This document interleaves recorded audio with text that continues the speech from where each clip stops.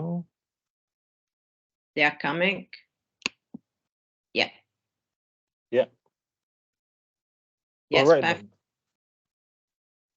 Thank you very much to Rafaela and all our collaborators, and a very warm welcome to all of you, our audience today. It's a pleasure for me today to speak to you about Automatic Identification System, or AIS maps, as part of the training that is delivered as part of the NEREUS project. My name is Al-Adil Al-Hinai, and as Rafaela mentioned, I'm part of the Earth Observation and Remote Sensing group here at the University of Surrey. And today in this presentation, we would go over or provide a holistic view of what AIS is and its main components. So I believe that the presentation would take about 50 minutes or so. We'll start by introducing what AIS is and what the need for it was, before delving into the main bulk of the presentation, in which we will delve into the technical aspects of the system. We'll discuss, for example, the components, the AIS messages, the difference between terrestrial and sat AIS, the data itself, and finally some synergies. And then we'll also have some minutes allocated for some live demonstrations of certain platforms that handle or make use of AIS data, before moving into some future directions of this technology, and finally concluding this presentation and having a Q&A session, where if anyone has a question, as Rafaela mentioned, you can please write it in the chat, and we will address it during that session. So in order not to waste any more time, let us begin with introducing what AIS is. So it's important to note that prior to the adoption of AIS, maritime navigation, it was largely dependent on, for example, direct visual observations, as well as the use of marine radars. However, these techniques are fraught with some challenges. For example, visual cues are not only subject to human error, but they become virtually ineffective in poor weather conditions, such as fog or heavy rain. And while marine radars are useful, they are influenced by several factors, such as frequency and environmental conditions as well. But the most important thing to note is that both these methods are intended for vessel operators to understand their immediate surroundings. So the data provided is directional and does not sort of include the broadcast of the vessel information to, let's say, nearby vessels. And so this limitation and the other limitations that we discussed in these methodologies, they need to be addressed, and this set the stage for the advent of a more advanced and reliable system that could overcome these obstacles.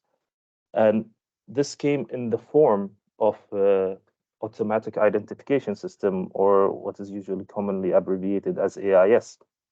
So AIS is a radio wave-based ship tracking system that is mainly used by vessel tracking services. And its main purpose is to identify and locate vessels, as well as provide information about these vessels, such as, for example, their identity, their course, their speed. And it was introduced by the International Maritime Organization in the year 2000. And the IMO is a specialized agency of the United Nations that is responsible for regulating shipping. And it was introduced as part of the International Convention for the Safety of Life at Sea, or SOLAS, which sets the minimum safety standards in the construction, equipment, and operation of merchant ships. And so the introduction of AIS came forward to enhance marine safety and to improve the monitoring and control of ship traffic and protect the marine environment, given the grave implications that they have towards many different fields in our modern day life, such as the economy or even environmental issues. And so the IMO, recognizing the importance of enhancing maritime safety, they mandated the implementation of AIS in the year 2002, But this mandate came in terms of a phased approach spanning from the year 2003 all the way to 2008, which was tailored to various ship types and sizes in order to fully integrate the technology without disrupting the maritime industry. And under this mandate, all international voyaging ships with a gross tonnage of 300 or more, they were required to be equipped with AIS devices. But this technology did not only become standard in these types of vessels, but also all passenger ships, irrespective of their size, were required to also be equipped with AIS in order to ensure the safety of passengers in maritime travel. But it's also important to note that there were certain exemptions for certain types of ships, for example, warships or leisure crafts. They were not required to carry AIS, which takes into consideration, for example, the operational security measures and the practicalities of installing such systems on a vast array of vessels. And so this was a very brief introduction on why AIS was needed and was required, but now let's delve into the technical aspects of the system. And to start with, we will discuss some of the key components that need to work together, as AIS, as we said, is a system. So the main thing probably is the VHF transceiver. So AIS is mainly transmitted using very high frequency radio waves. And the transceiver is basically responsible for the transmission and reception of these AIS messages. So it's the transceiver that encodes this information into radio waves, and it's always listening for the reception from other vessels. But what's also required is the exact or precise information or geographical coordinates for the vessel, which is essential. And this is determined usually by the GPS receiver or the global positioning system. And it provides positional accuracy that is sort of very highly accurate, which is again required for the vessels in order to determine multiple factors. And it aids in determining, for example, the location and the speed, as well as the heading. And then we also have the antennas, and typically you have two separate antennas, one dedicated for the VHF signals and one is dedicated for the GPS. And it's important to obviously ensure that these are properly installed and maintained in order to ensure the integrity of both the data that are transmitted and received. And we also need to mention the processor, which is sort of the core or the brains of the whole system, and is responsible for decoding the AIS messages that are received from other vessels, and it's responsible also for encoding the vessel's own data for transmission. But what it also does is that it integrates this data with the vessel's existing navigation system, and this integration is essential for advanced capabilities, such as, for example, plotting a course with respect to the positions of nearby vessels or alerting the crew to potential collision risks, for example.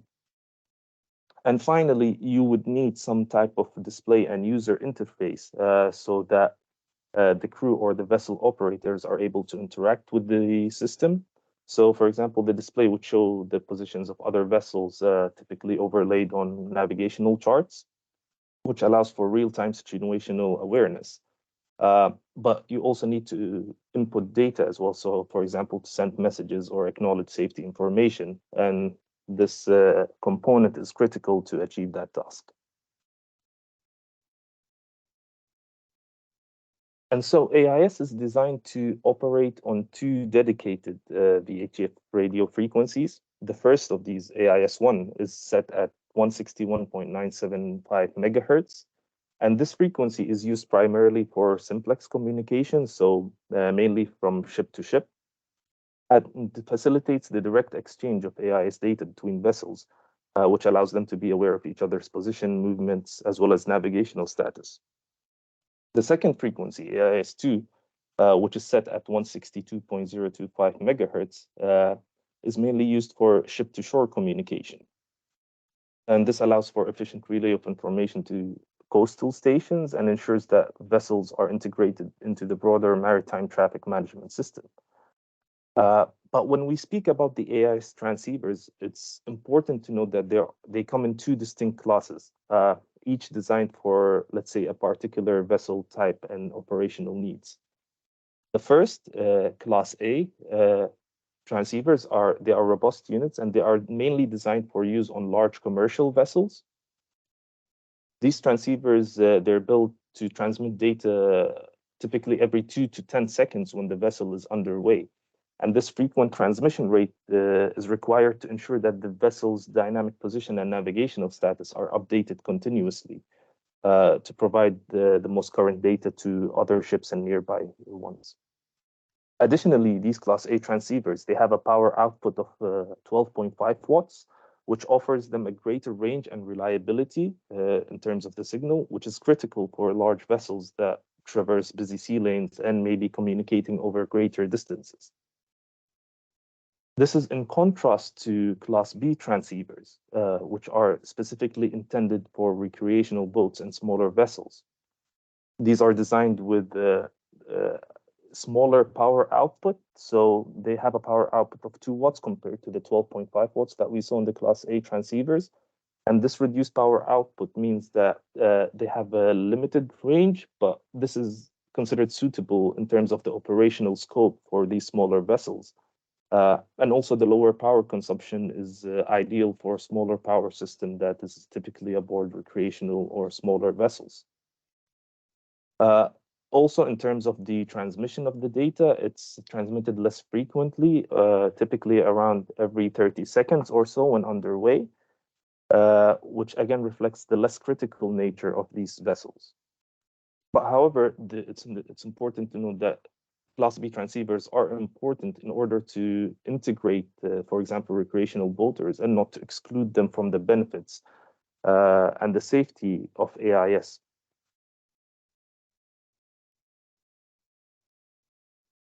In terms of the AIS messages themselves, there are currently around 27 AIS message types in use, where each message is dedicated for a specific use or intended for a specific task. Due to the time constraints of this presentation, we won't go through all of them, but we would highlight a few examples as we're going along to describe, let's say, the main categories of these messages. And it's important to note that messages from 28 to 63, they are reserved for future use, but are undefined as of now. So for any future applications, these message types could be used. But these messages can be broadly divided into two main categories. The first is static messages, and the second is dynamic. And you can sort of infer from the name what, let's say, properties of each messages could contain. But let us start with static messages, which are typically transmitted every 6 minutes or upon change. And these messages contain information that typically does not change frequently because this information remains relatively constant, and so there is no need for continuous transmission. So these messages could include, for example, the identification of the vessel or voyage-related information. And we can take, for example, the Type 5 message, which are typically used by Class A devices. And it provides a comprehensive data packet that includes vital information such as the name, the type of the vessel, its unique maritime mobile service identity or MMSI number, which is a unique 9-digit number assigned to each ship, as well as some other properties such as the estimated time of arrival or ETA and destination, route, and so on. Similarly, you have a Type 24 message, which is again similar to Type 5, but is intended for use by Class B transceivers. And they more or less carry the same information, but to a less level of detail, again, reflecting the importance of the recreational or smaller vessels compared to the larger commercial one. In contrast, there are dynamic messages, which cover the information that constantly change. These include, for example, the operational status such as, let's say, course over ground or the speed over ground or even the geographical coordinates. For example, we can take the types 1, 2, 3, which are often called the position reports. And these are sent by Class A transceivers, typically, again, every 2 or 10 seconds when underway to ensure that the vessel movements and, let's say, geocoordinates are transmitted on a regular basis for tracking or to prevent collisions and efficient navigation. Similar to those, we have type 18, which is again dedicated to Class B transceivers, but they more or less carry the same kind of information as type 1s, 2, and 3. And then we have type 9 messages, and these are specifically used by search and rescue aircrafts, which are crucial for coordinating, let's say, on-water rescue efforts. And they include information such as the aircraft's altitude, speed, and position, which allow maritime authorities to track these aircraft's movement and ensure that the operation is conducted efficiently and effectively. But you also have messages that could possibly be, let's say, categorized into a different class, such as we have safety and management messages. So if you take, for example, type 12 messages, which are crafted or sent directly to specific vessels to ensure that these messages reach their intended recipient without the clutter of open broadcasts. And following AIS protocols, a type 12 messages need to be responded with a type 13, which serves as an acknowledgement of the reception of a type 12 message in order to ensure that a reliable line of communication has been established. And we also have a type 14 message, which concerns with broadcasting safety related information to all nearby vessels. So this could contain, for example, advisories, warnings, or even updates that should be disseminated quickly to the maritime community, perhaps within a certain vicinity.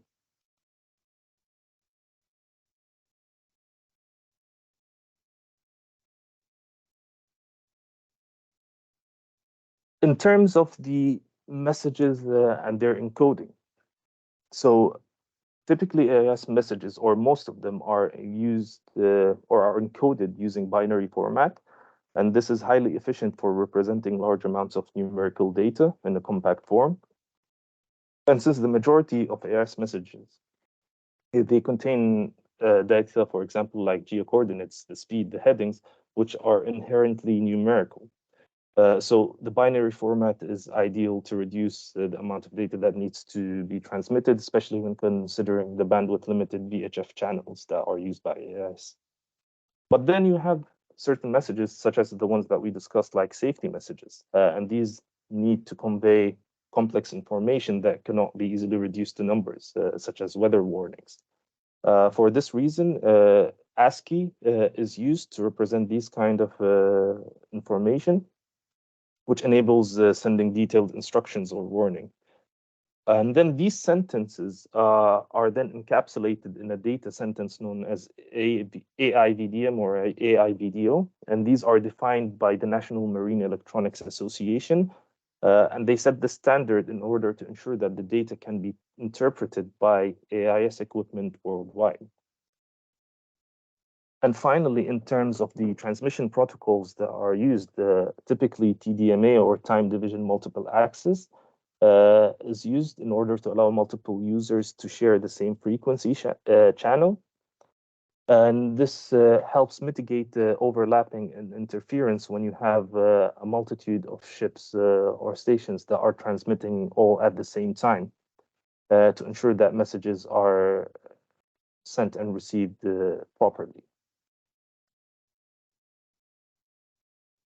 And here we have an example of a raw AIS message that is encoded in the AIVDM protocol that we mentioned a bit earlier.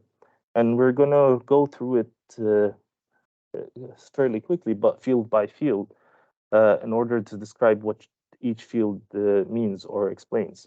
So each field would be denoted by a comma that separates the one from the other. And so the first field is typically just AIVDM or O, which denotes the difference from messages that are either received from other vessels or the vessel's own messages that are transmitted. And then we have field 2, which is the count of fragments that is sent, or the number of sentences. And this is typically because the payload can sometimes exceed the character maximum. And so it has to be split over multiple sentences. So in this example, we have it as 1, but if you had a longer message, then it could be split over 2 sentences. So this number would change, for example, to 2 or 3.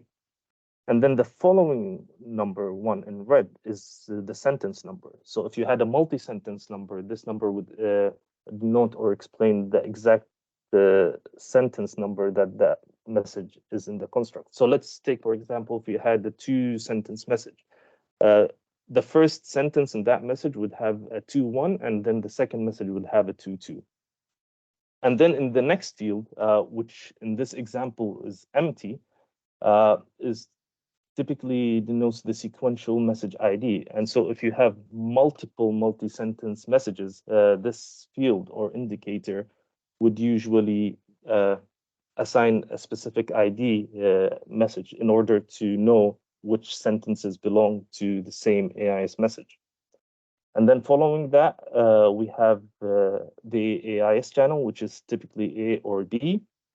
And then in this long bit that starts with 14 and ends with the 062D, that's the actual AIS data payload encoded in ASCII characters. And then you have a number of fill bits to pad the data, depending on how many bits the data payload occupies. And finally, a data integrity checksum, which is usually used to verify the accuracy and for error detection. And so here in the next slide, we can actually see the exact contents of the decoded AIS message. And in this specific example that we looked at, it was actually a message 123 or a position report. And as we mentioned, it would contain information such as, let's say, the longitude, the latitude, the speed over ground, and course over ground, and so on.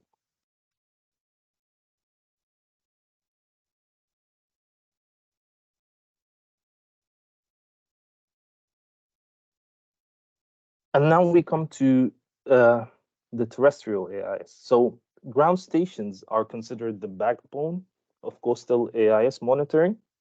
And they basically are shore-based facilities that are equipped with AIS receivers and transmitters that receive and send these messages to vessels around the coastal areas. And these typically have a range of up to 40 nautical miles that is influenced by antenna height and environmental factors. And in here, in this picture on the right, or this image, we can see the actual AIS terrestrial network of the UK and how they're distributed. I think each blue dot represents a station, while the solid line represents the 40 nautical mile range or optimal range that these stations cover. And you can already notice that before we allude to in the later slides, that this range is sort of limited and would only cover coastal areas. But in terms of these stations, they can be highly advanced and sophisticated, such as the image here on the left represents, which I believe is a base station in Norway. But they can also be less advanced or more simple or cost-effective, such as the one here we have on the right that was, I believe, actually built or set up by Max during his PhD work. I believe in his grandparents' shed or something. So you can also have a cost-effective solution. It does not necessarily need to be very advanced and very, let's say, expensive. But as I alluded to earlier, these ground stations, they have a limited range, mainly due to the line of sight propagation of VHF waves. And they're also highly influenced by weather conditions or even geographical features that might block the signal. And so the most important limitation is that there is inadequate coverage if we just rely on terrestrial AIS, as they will just provide us information about the maritime let's say, traffic or scenario around the coastal areas. But what happens in terms of remote areas or the open oceans? These are still important areas for us to monitor and keep track of ships in. And the solution to this came in the form of satellite AIS or SAT AIS, which is basically AIS receivers that were mounted or are mounted on satellites. And the aim of this is to extend coverage beyond coastal areas. And these provide a complementary, let's say, picture or additional picture in addition to the ground stations in order to provide a comprehensive or a full picture of the maritime traffic scene that extends beyond coastal regions. And so the first experimental payloads were tested around 2008, but the first operational SAT AIS, which is called AIS SAT-1, was launched in July 2010 by Norway. And there is a video of the operation of the satellite. If I can just share my screen for a moment.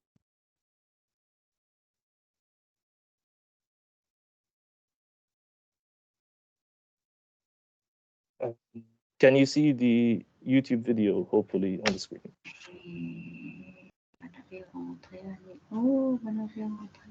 Satellite, ça, satellite.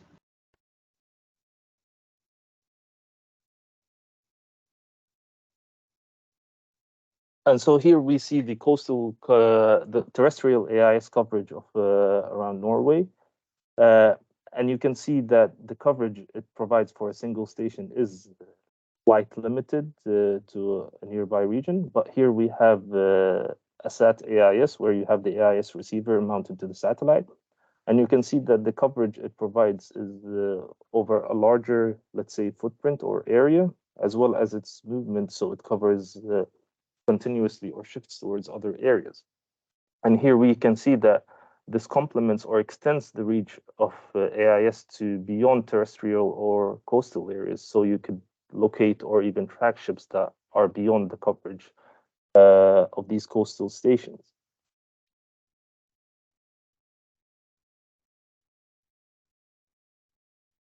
So if I go back to the presentation, you just give me a moment.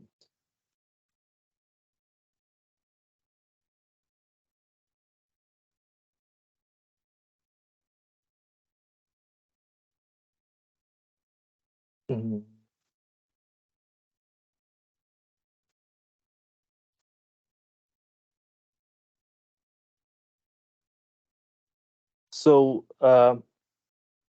basically, SAT AIS it provides the gap or addresses the gap that is with the coastal AIS, and that it provides a global coverage, which again is essential for numerous reasons, whether, for example, it's for search and rescue operations or even environmental monitoring. But however, it is not without its limitations. For example, in areas with high levels of maritime traffic, such as busy shipping lanes or ports, the sheer number of AIS signals can lead to collisions and overlap of transmissions. And satellites or the AIS receiver may not be able to handle all of these, which causes message collisions and leads to data loss or gaps in even data or tracking data. There is also another important point to note is that there is a higher cost usually associated with satellite AIS in terms of, let's say, launching and maintaining these satellites. We also have the problem of revisit time, as we saw in the video earlier, that these satellites, which would typically be in low Earth orbit, they would be orbiting the Earth, and so their coverage would shift.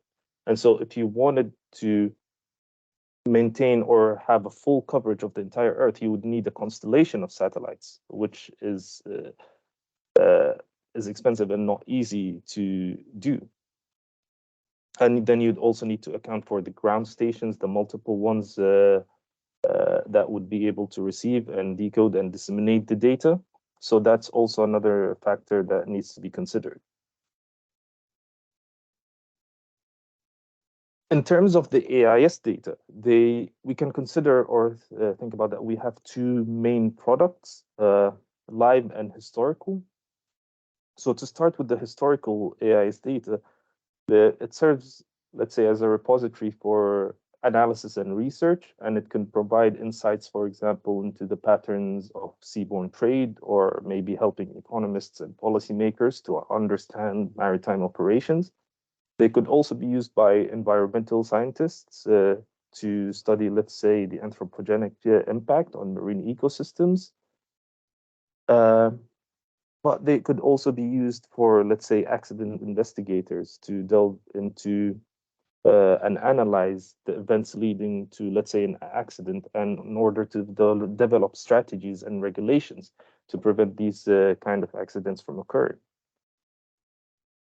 And an example of, let's say, historical data products that can be made is this image that we see here, which shows a maritime traffic density map, which effectively tells us the number of ships that traverses certain areas given in a given time period. And this can help us to identify, let's say, busy shipping lanes or important sea lanes that need to be monitored and cannot be disrupted, or otherwise it would have implications, let's say, to sea trade or even economies as a result. But then we also move, or we have the other type of product, which is live AIS data. And this is important for active tracking and surveillance, and would typically be used, let's say, by port authorities or vessel traffic services in order to ensure the safety and efficient flow of maritime traffic. In addition, this type of data is indispensable for search and rescue operations, as they provide immediate location information that in emergency situations are critical. And you have a number of, let's say, data sources or data providers that usually can disseminate or provide these kind of data. So you have, for example, government entities, such as, I believe, the US Coast Guard, which I think provide AIS data in the coastal regions of the mainland United States for free, if I'm not mistaken. You also have similar ones for, Norway and other authorities, Australia. But you also have open source providers that you can easily access and get these AIS data from. I won't go through all of them for the sake of time, but you could investigate them perhaps after the presentation. And we also have private and commercial data providers. So, for example, you have Marine Traffic, which is a website that provides a nice user interface for users to handle or to view these AIS data and use it for any according need that they do. Or you also have, let's say, Spire Maritime, which operates a large constellation of SAT AIS, again, which may be needed to let's say, track vessels beyond the coastal range that is usually provided with terrestrial AIS.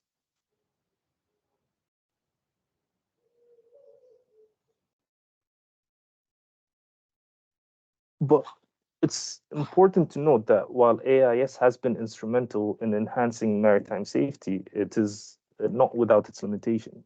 And understanding these limitations is crucial for the effective use of the system, and also for the future development of it.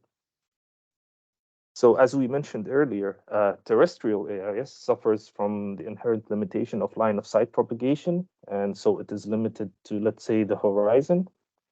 And in terms of SAT AIS, we encounter the challenges and problems of signal congestion, which again could lead to data loss. And both SAT AIS and terrestrial AIS are vulnerable to weather conditions and environmental factors. But probably one of the most important and critical limitations of AIS is that they're contingent upon the vessel compliance.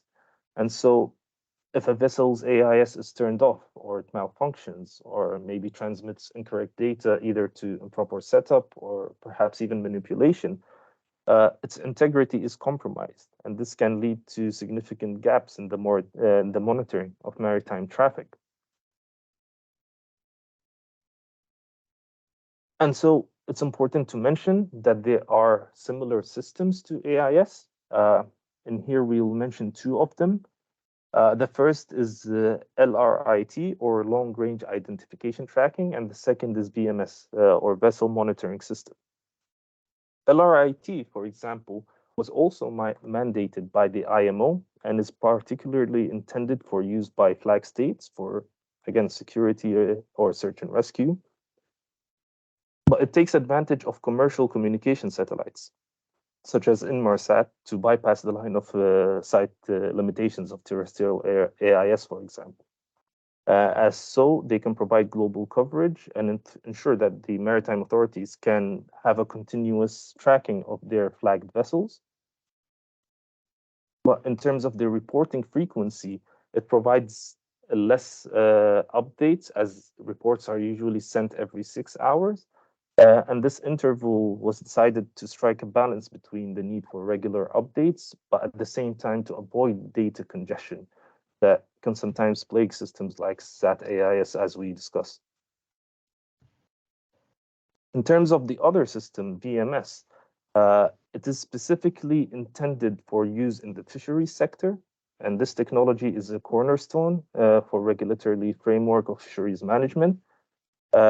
And it's designed to monitor and regulate fishing activities, which plays a pivotal role, for example, in the sustainable exploitation of marine resources.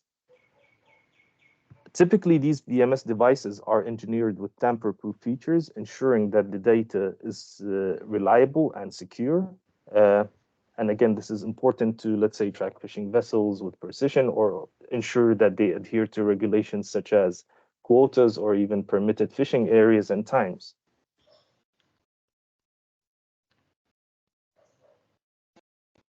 But apart from these, let's say, communication systems, there are other complementary technologies that can be used in conjunction with AIS. For example, imaging satellites can be considered a very good example.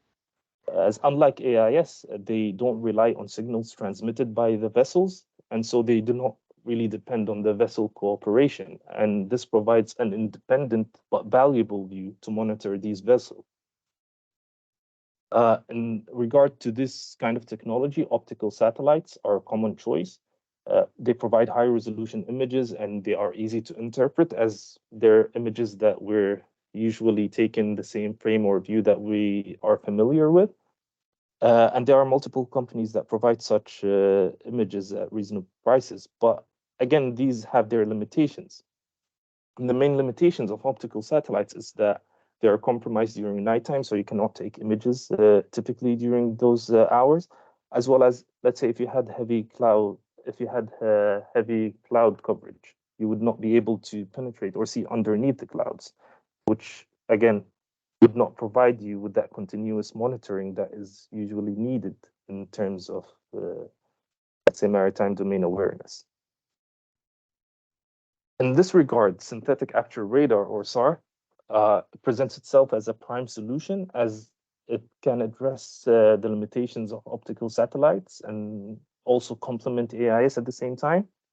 So because SAR uses microwaves, it can penetrate through clouds, and because it's an active sensor, or that it transmits and then records the echoes, it can also be used night and day. And so this makes it an invaluable tool for the continuous monitoring or for continuous maritime surveillance.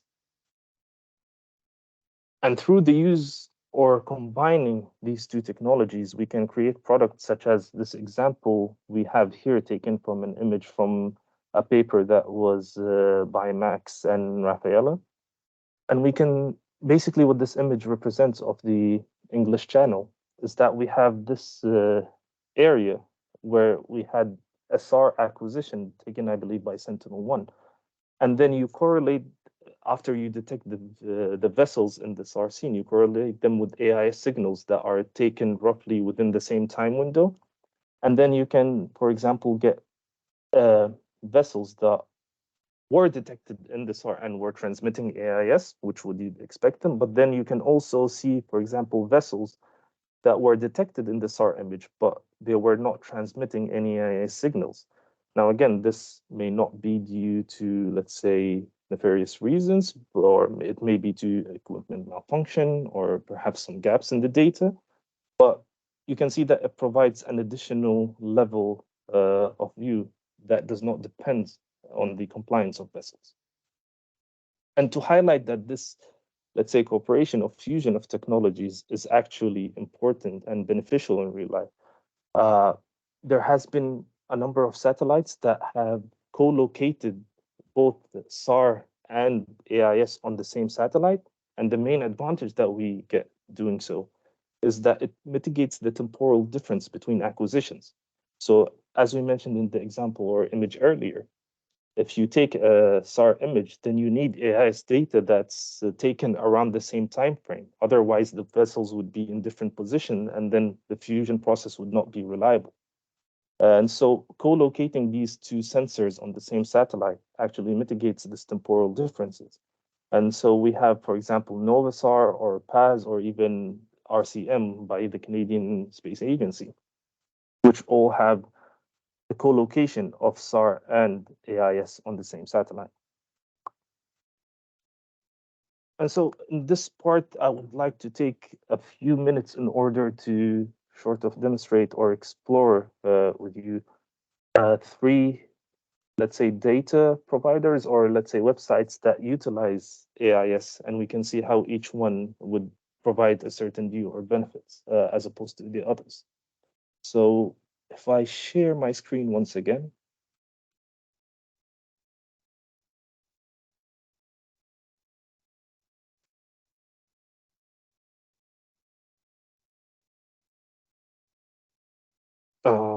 Hopefully you can see my screen and the Chrome browser. If not, just let me know.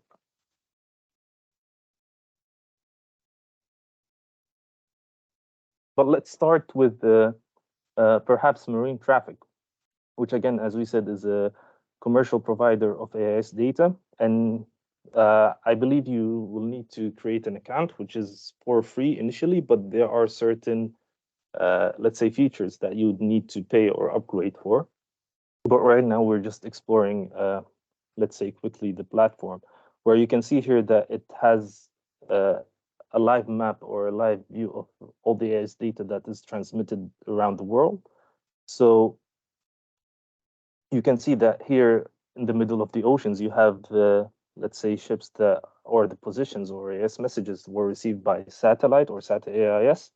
And then nearer to the coastline, usually you would have messages that were received by the terrestrial AIS stations. And if you click on any one of them, you can see information such as the name of the ship and some additional information such as the draught, the speed, the course, the expected time of arrival, and you could also track these specific vessels.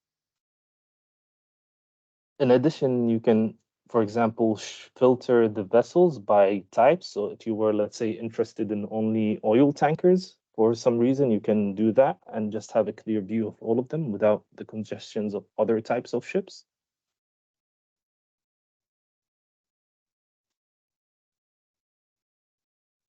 And you can also, for example, display, let's say, weather patterns if you were interested in that, or perhaps even do some of these density maps that I showcased an example of the presentation. And then you can also access historical AIS data. Again, some features might be behind a paywall, but if we look at a demonstration that is easily available, we can, let's say, look at fishing in Iceland, which happened during the period of May in 2017. So this is a form of historical AIS data that you can use, let's say, to investigate, let's say, the number of vessels that were fishing around a certain area, or any other reason that you might have to do so. And then there are also additional features that you can use. For example, you can investigate port logs and see, let's say, all the vessels that were arriving at a certain port, or track specific vessels. If you were interested, let's say, you had a shipment that you were interested in tracking along the way and ensuring that it reaches perfectly fine. But we also have different websites that utilize the same kind of let's say, information, but for different purposes. And we have here Global Fishing Watch, which is dedicated to combating what is it? IUU fishing, illegal, unreported, and unregulated fishing.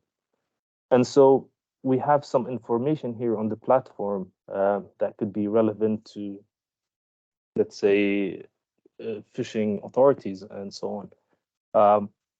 Some of the information that you can see, such as the apparent fishing effort, it utilizes the AIS data, and in addition to certain algorithms that determines from the AIS data if a vessel is fishing or not. And you can see the apparent fishing efforts or the fishing hours that are calculated by these algorithms in certain areas. You could also utilize or get the same kind of information from a different source, such as VMS, which I already alluded to earlier, from participating countries. And so you'd get another level or detail of the apparent fishing efforts from a different source. Or you could even get some information such as vessel presence, which will just tell you about the number of vessels that are present in a certain area if you wanted that. And it also incorporates some additional, let's say, technology, complementary technologies, such as I mentioned SAR before. And so it would have the number of detections in certain areas that are available given a SAR acquisition. And it also uses night light detection, I believe in the infrared regime, to also do a similar thing. And you could also, let's say, investigate certain, let's say, events such as what they call encounter events, which is whether there are two, let's say, ships that were, let's say, for example, a carrier and a fishing vessels that were within 500 meters and traveling at similar time, which would usually be an indication of transshipment or something to that effect. So you'd be able to investigate or look at certain data, like the carrier, for example, in here, and then let's say the donor vessel. Some of these are authorized, but some of these might not be. So it serves as an important tool. You could also, for example, search for a specific vessel if you were interested in knowing its history and what happened before. So, for example, if we just type a random name such as Liberty, you can see you get multiple ships or multiple results. But let's say if we were interested in this particular ship, you would get a summary of all the events that at least are recorded or the data encapsulates, such as port visits, or if you had any encounter events or loitering events. And you could also explore the areas that has been to, or even, look at or track the vessel in certain areas. And then you can also do that for certain months or a certain time range if you were interested as well. And if I'm not mistaken, Global Fishing Watch is free, so you just need to sign up and you get immediate access to the platform. Similarly, you have a platform known as Skylight, which is a product of the Allen Institute for Technology. And this provides, let's say, or is intended to also address illegal, unregulated, and unreported fishing.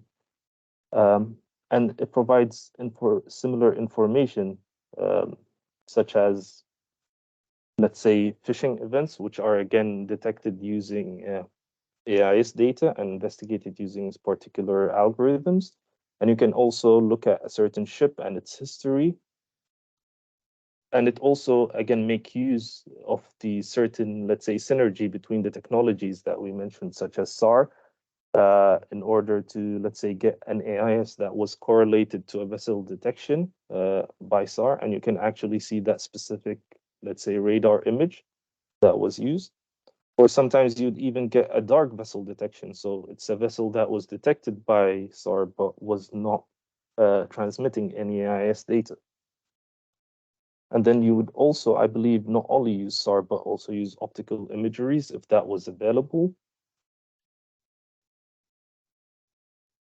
And you would also get similar events such as what we said, the encounter events, where you had a vessel encountering a donor and a carrier vessel.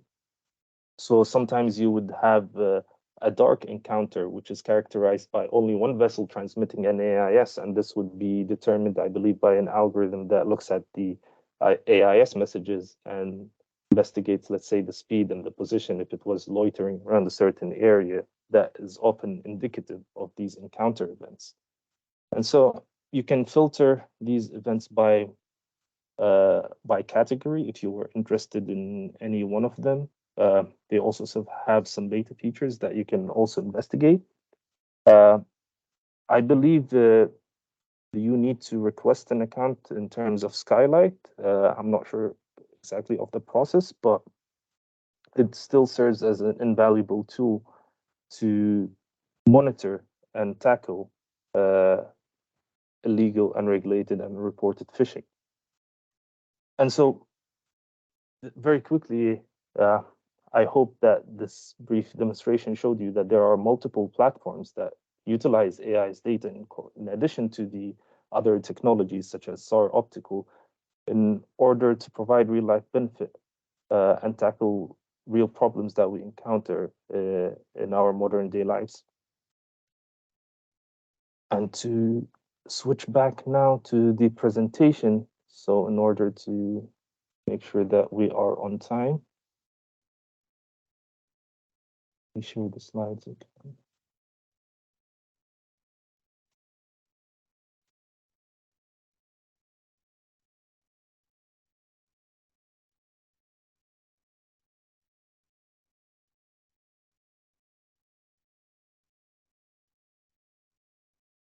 So we're reaching towards the end of the presentation, but first we need to mention the future directions, or where do we see this technology heading in terms of AIS.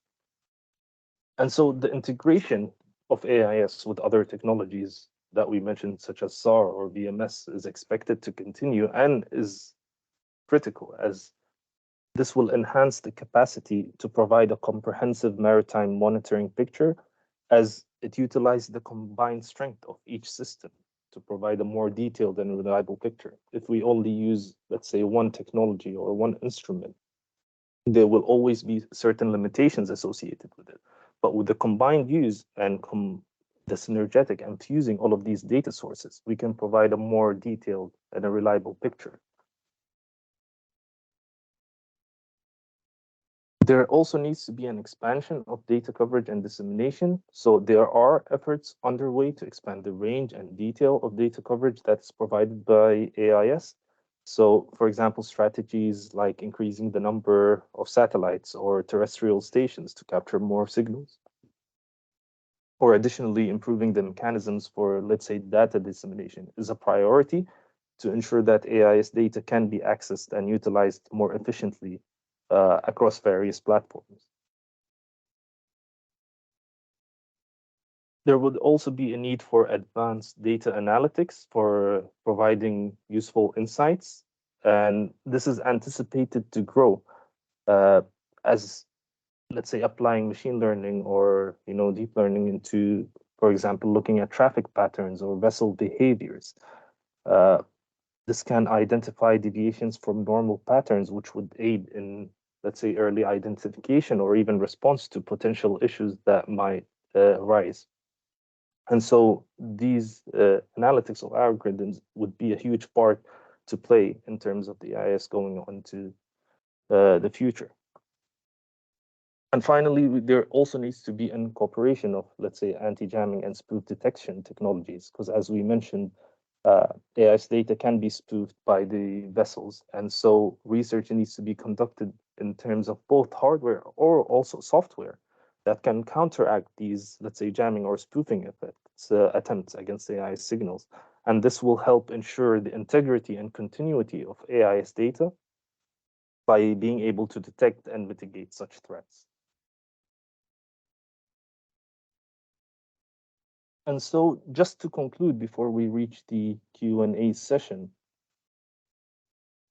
AIS is an essential and will be an essential component in terms of maritime awareness and navigation safety, as it has an ability to provide real-time data on vessel locations as well as movement, which is invaluable to the maritime industry.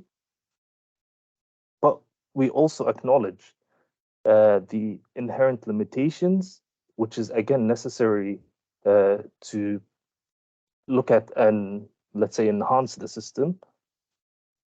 And this would hopefully include a synergistic integration of, let's say, AIS with other technologies that we mentioned, such as LRIT. And together they would provide a more comprehensive understanding of the maritime domain. And as we move forward, there would be continuous advancements of all of these systems and their collaborations, also between various international entities, which is imperative for enhancing the effectiveness and reliability of maritime monitoring systems. And so what we could say is that the future of AIS and the related technologies is one of expansion and refinement, and this will help ensure the safety and efficiency of maritime operations, and that it would continue to improve. So I hope that was not too long of a presentation and you gained some valuable insights about what AIS is. Thank you very much for your attention. We'll open the floor now for any questions that you may have. In the meantime, you can also access the post-training questionnaire through this barcode, which, as Rafaela mentioned, is similar to the pre-training questionnaire in order to assess, let's say, the benefits of this training. And I will also copy the link just in case you weren't able to scan the barcode and put it in the chat. But thank you very much for listening. Right, thanks so much, Charles. Yes, please, if you could put the link into the chat, just in case people do not have a mobile available to quickly scan the QR code. So we are going to the question and answer session, and we will do that in parallel with the post-training questionnaire. Again, as I said, the post-training questionnaire will allow you to have access to the slides. The recording will be made available by the UNDP, so we will pass the recordings to our collaborators at the UNDP, and they will make available to everyone, essentially. Before the slides, if you want them, please complete the post-training questionnaire and you will receive them in the next hours. So for the question and answer session, if you have a question, you can please raise your hand and you can unmute your microphone, or if you prefer chatting, just put your question in the chat and we can read it aloud for you.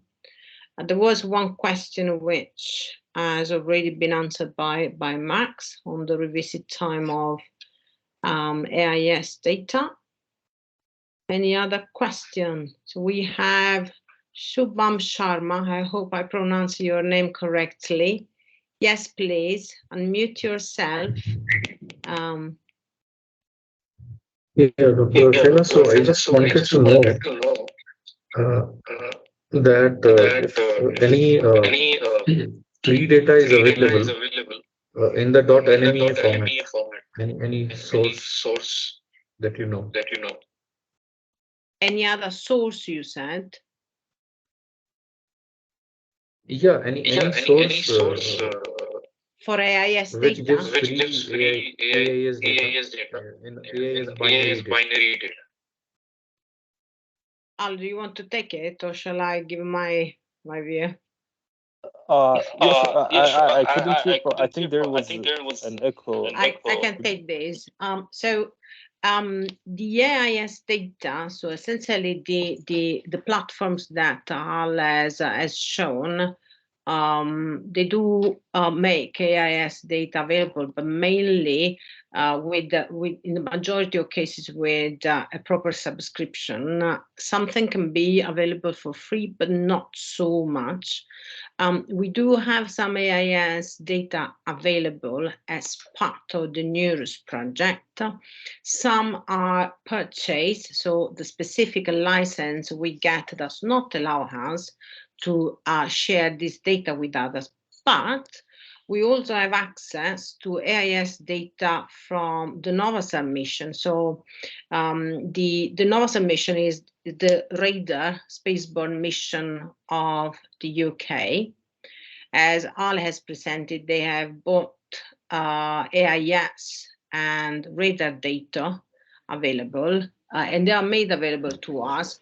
Are not as easy to process as other form of AIS data, but as part of the collaboration with the Mauritius Research and Innovation Council, both ourselves and MRC have access to this data. So anything or anyone that is part of this collaboration or that is our stakeholder in Mauritius can have some access to this data as well under proper agreement. Anyone else, no, but just because of our agreements with the UK Space Agency and Airbus, to which we have the data. There are, however, other AIS data available for free. So that was the main question, Al, if there are AIS data available for free. And I do remember Max definitely using some for his research. What's the American website? Let me check. Yeah.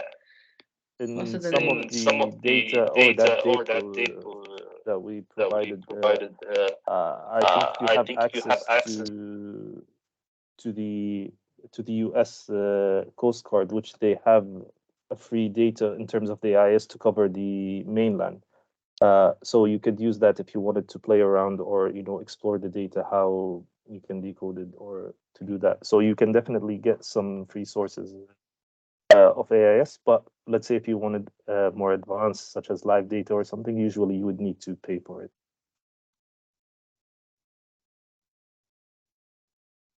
Okay, thanks. Okay, thanks. Thanks a lot. And Al, we have some questions in the chat if you want to take them. Or I can read them for you. Yes. I'll do it if that's all right. That's all right. So the first question, I believe, is you mentioned about two classes. Let's assume class A, how many are placed in a vessel? If I'm not mistaken, usually in terms of a transceiver, only one is placed, but sometimes you could have additional, let's say, receivers just as backups. But in terms of the transceivers, whether class A or class B, I believe only one is usually placed in a single vessel. In terms of the second question, if you have a satellite constellation for AIS, but these satellites have a limited lifetime, how do they compensate for that? Well, the lifetime of satellites is, I believe, at least for now, is an issue that you cannot evade.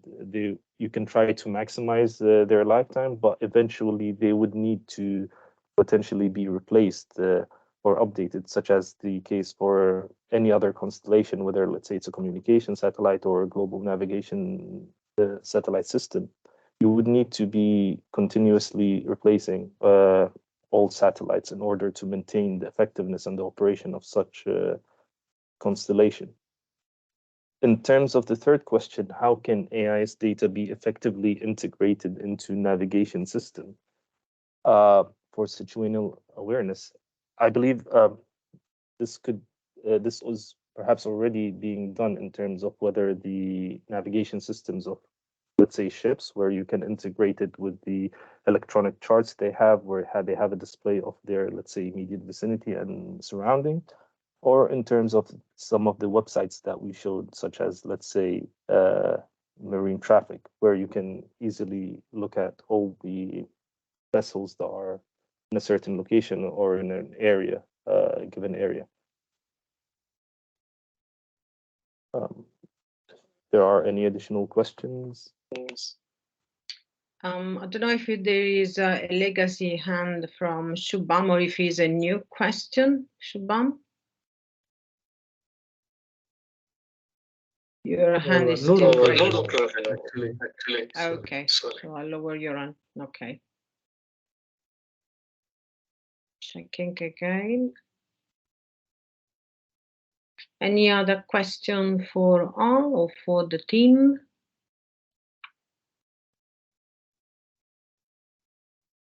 No. If not, let me thank the speaker again. Oh, there is one more in the chat, Al.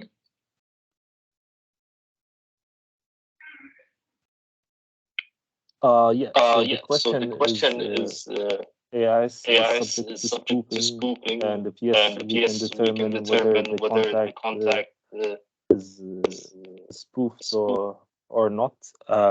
I believe there are some algorithms that are in development or that have actually been presented in the literature that looks at, let's say, the change in AI's data as soon as it starts to be spoofed. So you could use that, and there were some live examples of that. But sometimes if the spoofing is done to a very high degree of sophistication, you might not be able to, let's say, detect that unless, let's say, you use some other complementary technology. Let's say if a vessel is pretending to be in a certain geographical location, and then you take, whether optical or SAR, and image that area, and you do not find the vessel, that would usually be an indication of spoofing.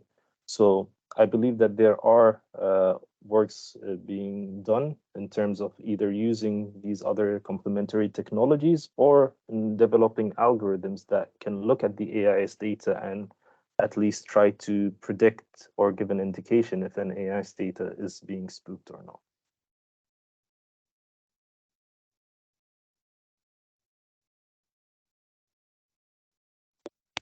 Any other question?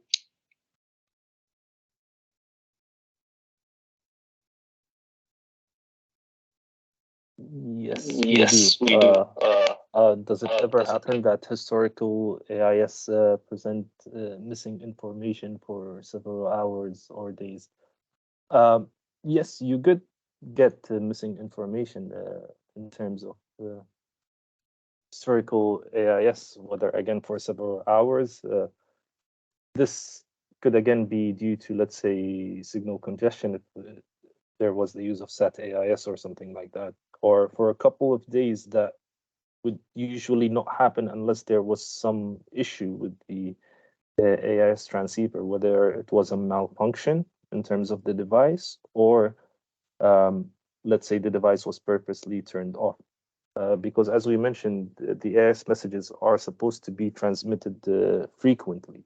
So if you, let's say, miss a couple of AIS messages or several, you should still get an update at least every other hour or so. But if there happens to be a missing data stream for a period of several hours or even days, that is usually indicative of either a malfunction or some switching off of the AIS device.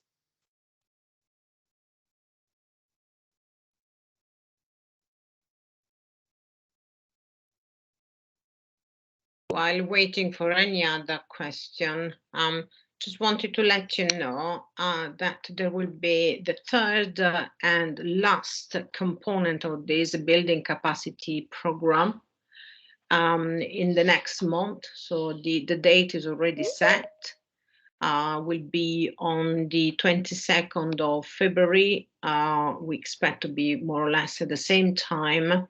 And that one, once now we had some knowledge on synthetic aperture radar through the first training, some knowledge on automatic identification system through the training today. We then want to look at how we can use the two technologies together for the identification of anomalies and go more into details into what we are doing within the NEREUS project for understanding or detecting events of IU phishing.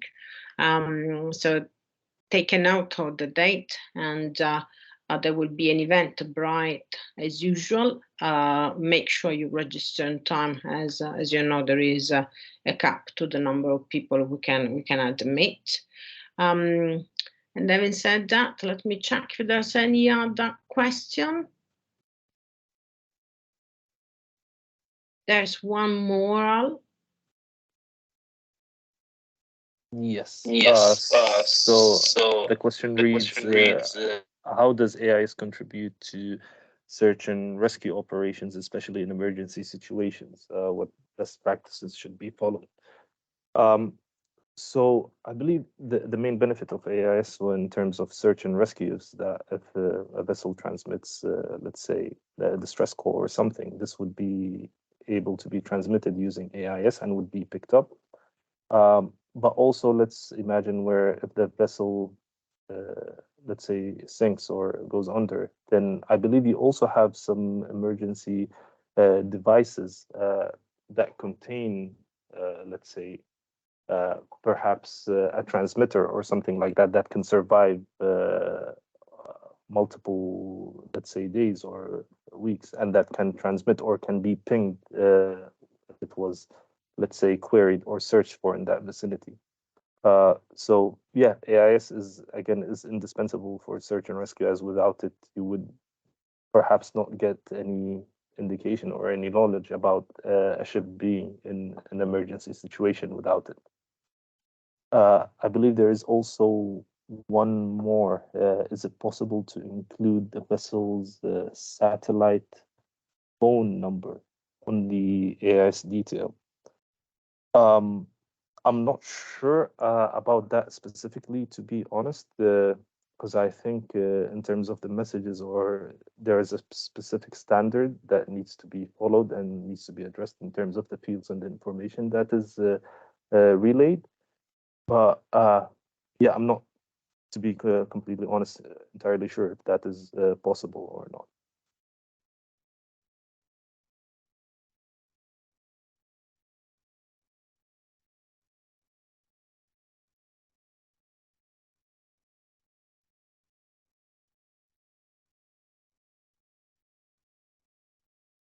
We have another question also. How do you recommend staying updated on the latest developments, regulations, and best practices in the field of AIS, both for individuals and organizations?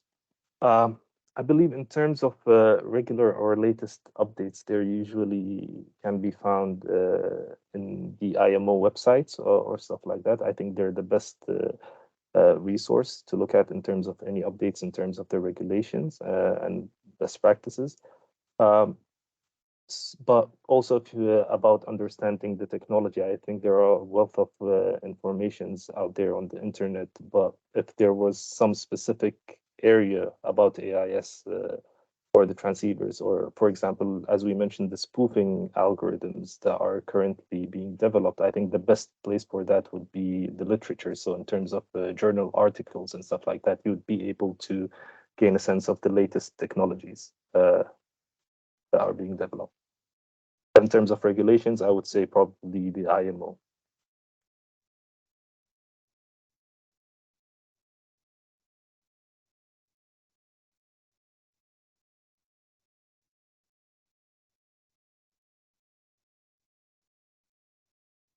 Great. One more. Two more. Yes. So the first one reads, so we talk about AIS data from web platform or satellite data. What about AIS from AIS receptor? Well, I didn't fully understand the question. Could you perhaps clarify on that, Sylvain, about the question? In the meantime, I'll go into the second one. Can someone get the transceiver off the shelf and use it to monitor AIS signals? I think you could use an off-the-shelf component. I think Max would be a better expert with that, given his trials with that. But I think in terms of an actual transmitter, there, at least in certain countries, there are regulations in terms of devices that can transmit. In terms of receivers, there are less restrictions because you're not, let's say, congesting, or you're just picking up signals that are being transmitted. But in terms of a transceiver that also has the capability of transmitting messages, usually it depends in a given area or a given country, but there are some restrictions in terms of that. But if you just talk about the feasibility, then yes, it is possible. Maybe Max, would you like to share your experience about how you got AIS equipment and you install it? Yeah, sure. I was Thank you. typing in the chat, but I can speak on mic here briefly. In short, yes, you can have, as Al said, the ability to receive AIS signals given the appropriate hardware. In my case, I actually partnered with a company called Vessel Tracker. I'll post a link to their website. And they provided me with a omnidirectional simple monopole antenna, as you saw, which was drilled into the shed of my granddad, and then I hooked that up to a Raspberry Pi that was connected to the internet, and then Vessel Tracker were able to decode the messages for me, and I was able to then receive information on where ships were in my local area. So it's pretty straightforward. It just requires a few bits of hardware.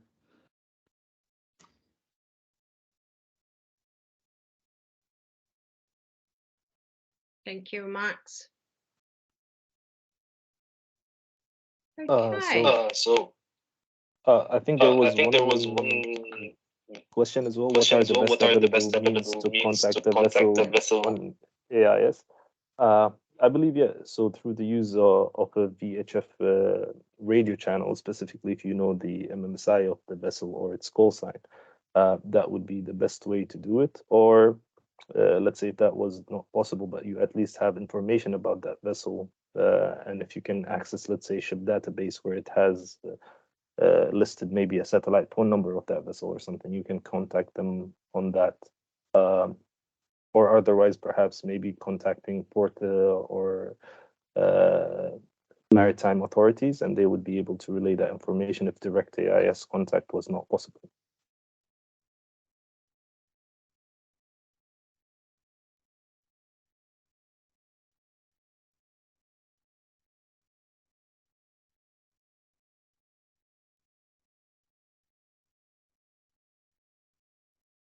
Thanks also for the link to Vessel Tracker. Looks, all the questions have been covered now.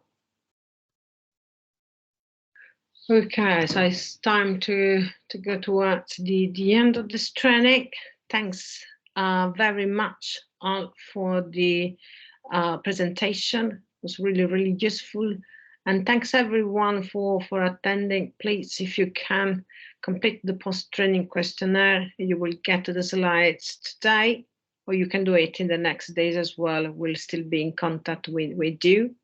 And have a look at the Eventbrite, or follow us on the Eventbrite if you want to receive information about the next training, which will be on SAR and AIS together. Well, there is one last question. Would you mind taking it, Al? No, and then we'll close it. So what vertical range or height is most appropriate for communication with the satellite for the SAT AIS? So I'm not sure if you mean in terms of the position of the SAT AIS receiver or basically the satellite, but given the use of the VHF channels or spectrums, usually these SAT AIS are placed in low Earth orbit, so with altitudes of a few hundred kilometers, and that is to ensure that the signals are adequately received. But yeah, I haven't heard about any being placed in higher orbits, but usually in low Earth orbit to ensure that you get the best possible signal.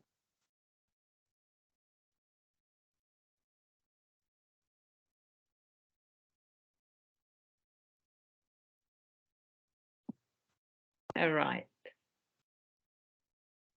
Great, thank you for the questions. Okay, great.